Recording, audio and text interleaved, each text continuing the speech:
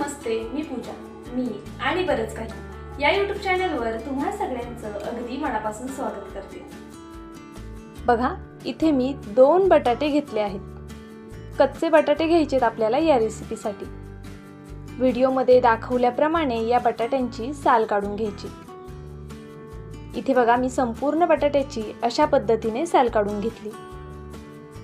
तुम्ही जर माझ्या चॅनलवरती नवीन असाल, अजून चॅनलला सबस्क्राइब केलं नसेल ना, तर पटकन एक सबस्क्राइब करून घ्या, कारण आपल्या चॅनलवरती खूप नवीन आणि वेगळी रेसिपी तुम्हाला पाहायला मिळेल.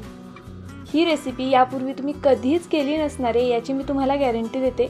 अगदी नवीन आहे आणि युनिक आहे. बरं, पोटभरीची आहे, हेल्दी सुद्धा आहे आणि मेन म्हणजे पाहुणे आल्यावर तुम्ही आरामात ही रेसिपी करू शकता.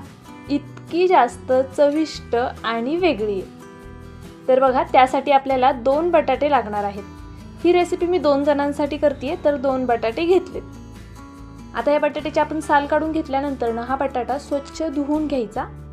त्यानंतर ह्याला मोठ्या किसणीने किसायचे. बघा, जी अद्रक किसायची किसणी आहे ना, त्याने नाही किसायचा आहे आपल्याला बटाटा. अशी मोठी किसणी असेल ना तुमच्याकडे मोठ्या होलची, त्या किसणीनेच हा बटाटा किसून घ्यायचा आहे. जर यापेक्षाही मोठे होल असतील तुमच्याकडे त्या किसणीला, त्याने किसला ना हा बटाटा तरी चालणार आहे, पण शक्यतो मोठ्या किसणीनेच किसा. तर बघा, इथे अशा पद्धतीने मी हा बटाटा किसून घेणार आहे. याचा छान असा किस पडला पाहिजे. त्यामुळे बघा, एकदम असा आहे ना, जोर देऊन किसायचा, म्हणजे व्यवस्थित बटाट्याचा किस पडतो. जर हलक्या हाताने किसला ना, तर असं छान लांब लांब किंवा असं जाडसर किस पडणार नाही. तर इथे मी संपूर्ण बटाटा आधी किसून घेते आणि त्यानंतर तुम्हाला दाखवते. तोपर्यंत तुम्ही पटकन व्हिडिओला लाईक करून घ्या. बघा, इथे 1 बटाटा आपला किसून झालाय आणि किस सुद्धा बघा अगदी व्यवस्थित दिसतोय ना, जाड जाडत. अशा पद्धतीने मी 2ही बटाटे किसून घेतले. आता हा एका भांड्यामध्ये घेऊया किस आणि छान स्वच्छ धुवून घ्यायचा आहे. यामध्ये भरपूर प्रमाणामध्ये स्टार्च असतो ना, त्यामुळे हा स्वच्छ धुवून घ्यायचा. बघा, इथे मी थंड पाण्याचा वापर केला आहे, म्हणजे आपलं जे नॉर्मल नळाचं पाणी असतं ना, त्या पाण्याने हा बटाटा मी स्वच्छ धुवून घेणार आहे. पाहू शकता, या पद्धतीने छान असा बघा पिळून घेणार आणि मस्त 2-3 पाण्याने हा बटाटा धुवून घेणार. तर इथे मी अशा पद्धतीने पिळून घेते आणि साईडला ठेवते. बघा, अशा पद्धतीने मी हे संपूर्ण पिळून घेतलं. पुन्हा या भांड्यात घेणार, पुन्हा यामध्ये पाणी ओतूया आणि छान असा ना जरा चोळून चोळून हा बटाटा धुवून घेऊया.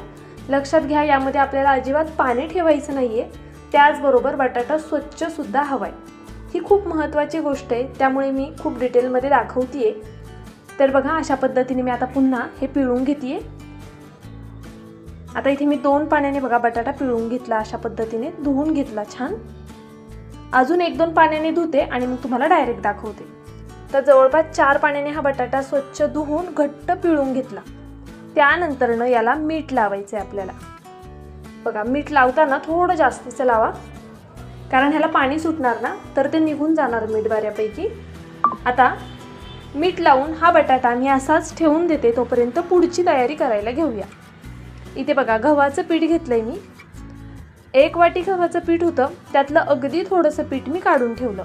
आता ते काढून ठेवलेलं पीठ कशासाठी, ते सुद्धा खूप महत्त्वाचं आहे बरं का. व्हिडिओ शेवटपर्यंत पहा, तुमच्या लक्षात येईल. बघा, आपण इथे एका वाटीतलं अगदी थोडंसं पीठ काढून ठेवलंय. बाकीचं पीठ इथे मी मळून घेणार आहे. थोडंसं मीठ टाकलंय. नेहमीच अशी आपण कणिक भिजवतो ना, त्या पद्धतीने हे पीठ आपल्याला मळून घ्यायचे. मी 2 बटाटे घेतले होते, तर आता हे पीठ आपल्याला किती मळायचं, तर छोट्या 2 चपात्या होतील इतकंच पीठ आपल्याला मळून घ्यायचे. खूप जास्त पीठ मळायचं नाही, नाहीतर मग जे बॅटर आहे ना, ते कमी पडतं. आता बटाट्यापासनं आणि ही चपाती नक्की करतोय काय पराठे वगैरे, तर अजिबात नाही. खूप वेगळी रेसिपी आहे, यापूर्वी तुम्ही कधीही न केलेली रेसिपी आहे. बघा, इथे अशा पद्धतीने नेहमी जसं चपातीचं पीठ मळतो ना, अगदी त्या पद्धतीने हे पीठ मी मळून घेतले. पाहू शकता, छान असं दाबून दाबून आणि छान मळून घ्यायचं, म्हणजे मग पीठ छान असं मळलं जातं. आता बघा, हे झाकून ठेवते मी. 5 मिनिटासाठी फक्त झाकून ठेवूया. तोपर्यंत आपल्या बटाट्याला सुद्धा पाणी सुटले, दाखवते मी तुम्हाला. बघा, भरपूर पाणी सुटलेलं आहे बटाट्याला. हे सगळं पाणी आपल्याला पिळून घ्यायचंय. यामध्ये जराही बटाट्यामध्ये पाणी राहता कामा नये. बघा अशा पद्धतीने छान हातावरती घट्ट पिळून घेते मी हा बटाटा. पाहू शकता तुम्ही, अशा पद्धतीने मी हा पिळून घेतला. तर चला आता हा पुन्हा एका बाउलमध्ये काढून घेऊया आणि हा मोकळा करून घेऊया. आता सगळ्यात आधी अगदी सोपी रेसिपी हे बघा. फक्त आपण काय केलंय, बटाटा किसला, 4 पाण्याने धुवून घेतला, त्यामध्ये मीठ टाकून थोडा वेळ ठेवला होता. तोपर्यंत आपण पीठ मळून घेतलं. आता पीठ भिजण्यासाठी ठेवलंय, बटाट्यातलं पाणी निथळून घेतलं. आता काय करायचं, चिली फ्लेक्स आणि कोथिंबीर घालायची. चिली फ्लेक्स नसेल नाही घातली तरी चालेल. त्यानंतरनं बारीक कट केलेली हिरवी मिरची घालायची. आता हिरवी मिरची तुम्ही तुमच्या आवडीनुसार चवीनुसार कमी जास्त करू शकता.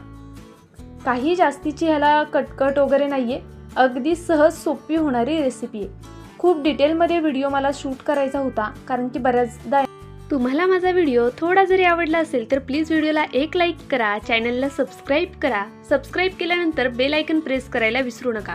ऑलवर क्लिक करा म्हणजे माझ्या प्रत्येक व्हिडिओचं नोटिफिकेशन सगळ्यात आधी तुम्हाला येईल. हाईप या ऑप्शनवरती क्लिक करून जे काही पॉईंट्स असतील ते द्यायला मात्र विसरू नका. तुमचं एक लाईक, एक सबस्क्राईब आणि हे हाईपचे पॉईंट्स माझ्यासाठी खूप मोलाचे आहेत. छानशी कमेंट करा. चला रेसिपीकडे वळूया. त्यांना समजत नाही पटकनी, त्यामुळे मी खूप डिटेलमध्ये व्हिडिओ शूट करण्याचा प्रयत्न करत असते, त्यामुळे थोडा मोठा होतो. पण रेसिपी तुमची कधीच फसणार नाही याची गॅरंटी देते. जर तुम्ही माझा व्हिडिओ पाहून कोणतीही रेसिपी केली ना, कधीच फसणार नाही, कारण की खूप आपण डिटेलमध्ये सांगतो. तर बघा आता ते आपण मिक्स करून ठेवलं ना की लगेचच पीठ घ्यायचं आणि ह्याची चपाती लाटायला घ्यायची. पण त्यापूर्वी या पिठाला थोडंसं तेल लावून घ्यायचं अशा पद्धतीने. आणि आता 2 भाग करून घेतले मी याची आपण चपाती करून घेऊया. आपण नेहमी जशी चपाती करतो ना त्याच पद्धतीने मी ह्याची चपाती करणार आहे. बघा असं पिठामध्ये बुडवायचं. आता नेहमीच्या चपात्या करताना आपण त्याला घड्या वगैरे पाडतो, पण याला घडी पाडायची नाहीये, फक्त सरळ अशी लाटून घ्यायची. बघा आता पीठ लावलं ना आपण की हे संपूर्ण मी व्यवस्थित लाटून घेते आधी. आता संपूर्ण चपाती लाटताना दाखवत नाही तुम्हाला, कारण चपाती सगळ्यांनाच लाटता येते. अशा पद्धतीने लाटणं गोल गोल फिरवत संपूर्ण चपाती लाटून घ्यायची. चपाती पातळ लाटायची, खूप जाड लाटायची नाही आणि अगदीच पातळही नाही.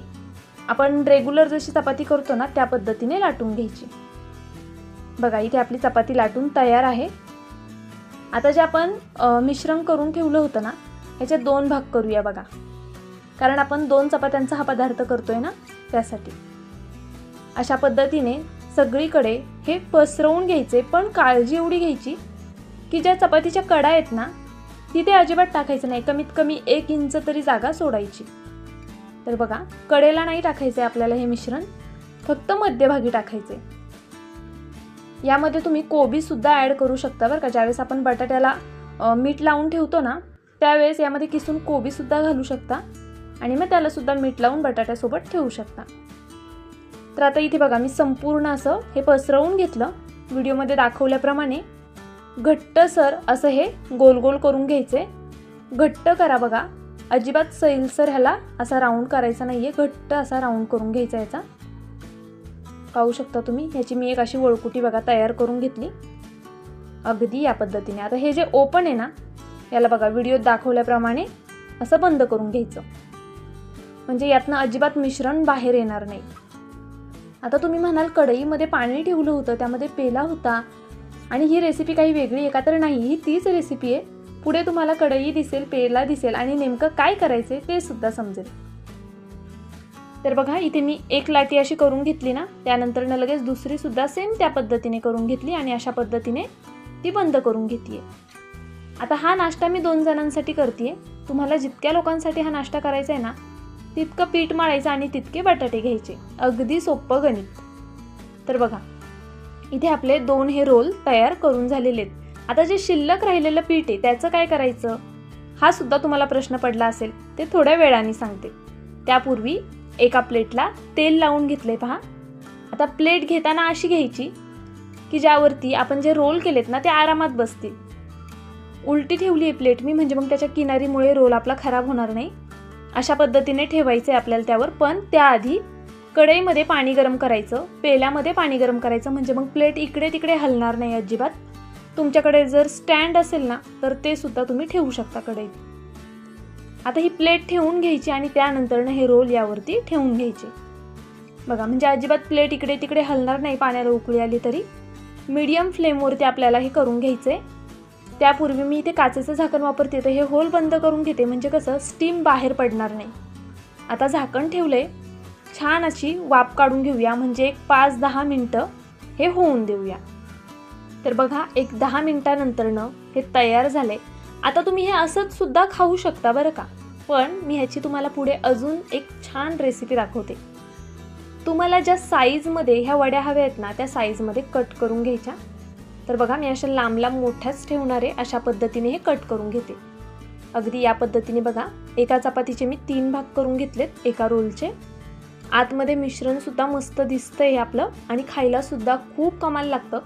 तुम्ही असं उकडलेलं डायरेक्ट खाऊ शकता, पण त्यापेक्षा जरा अजून टेस्टी करूया आपण याला. तर बघा, इथे मी या चपातीलासुद्धा अशा पद्धतीने कट करून घेते. तुम्ही हवं तर याचे छोट्या आपण जे आळू वड्या करतो ना, त्या पद्धतीने सुद्धा कट करू शकता बरं का. इथे मी हे संपूर्ण असं कट करून घेतलं. बघा, आता राहिलेलं जे पीठ आहे ना, त्याचा वापर आपल्याला इथे करायचा आहे. तो कसा ते सांगते. हे साईडला ठेवून देऊया. बघा, वाटीमध्ये जे शिल्लक राहिलेलं पीठ होतं ते घेतलं. गव्हाचंच पीठ आहे बरं का हे सुद्धा. या गव्हाच्या पिठाऐवजी आहे ना, तुम्ही मैदा किंवा कॉर्नफ्लॉवर सुद्धा वापरू शकता, पण मी हेल्दी रेसिपी करते ना, म्हणून मग गव्हाचंच पीठ वापरले. मीठ घातलं, थोडं चिली फ्लेक्स घातलं आणि कोथिंबीर घातली. चिली फ्लेक्समुळे कसा रंगसुद्धा छान येतो ना वरतून दिसायला, त्यासाठी.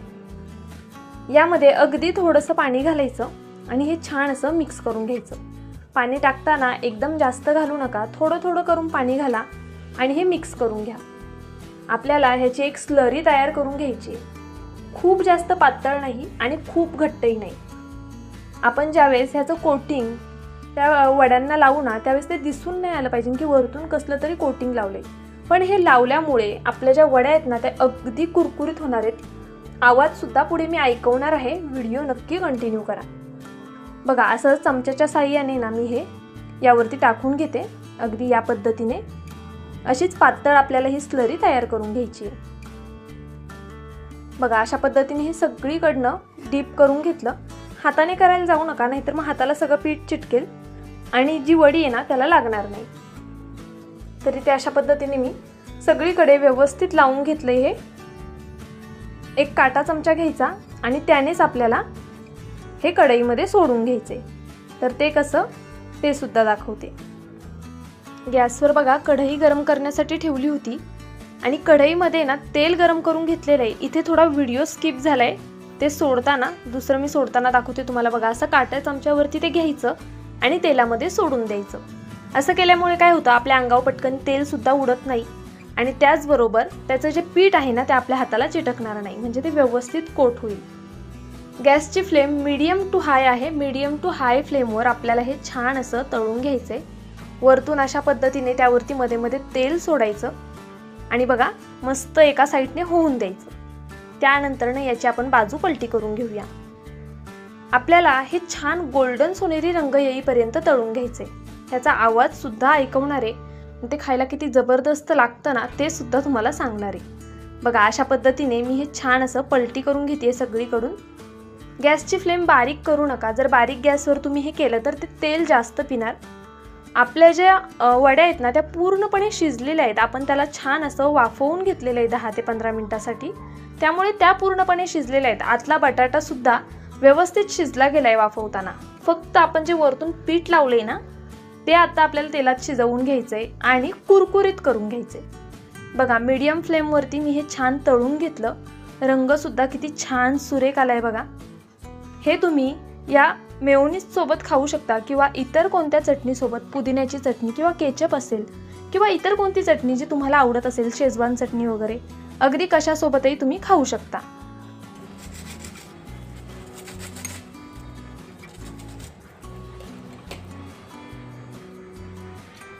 तर बघा, ऐकलात ना आवाज, किती कुरकुरीत झाले.